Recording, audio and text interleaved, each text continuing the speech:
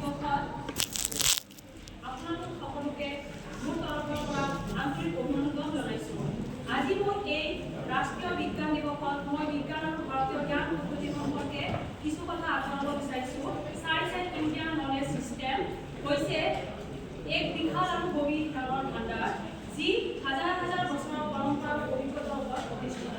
এই জ্ঞান পদ্ধতিত বিজ্ঞান, দৰ্শন, কলা, সাহিত্য আৰু আধ্যাত্মিকতাৰ এক অপূৰ্ব সমন্বয় দেখা পোৱা যায়। ভাৰতীয় জ্ঞান পদ্ধতিত বিজ্ঞানৰ স্থান অতি গুৰুত্বপূৰ্ণ।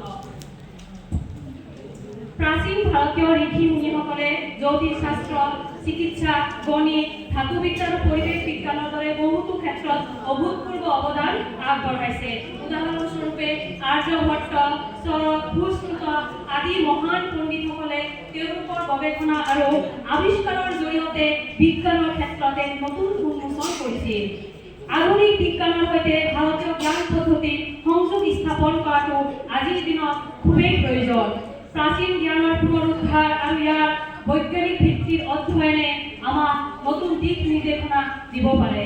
উদাহৰণস্বৰূপে যোগ আৰু আয়ুৰ্বেদৰ দৰে প্ৰাচীন চিকিৎসা পদ্ধতিসমূহে আজিৰ বিজ্ঞানীসকলক নতুন গৱেষণাৰ পথ দেখুৱাইছে।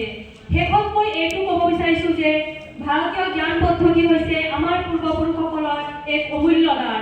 ইয়াৰ অধ্যয়ন আৰু প্ৰয়োগে আমাক এক সমৃদ্ধ আৰু সন্তুলিত জীৱন যাপনৰ বাবে পথ দেখুৱাব পাৰে।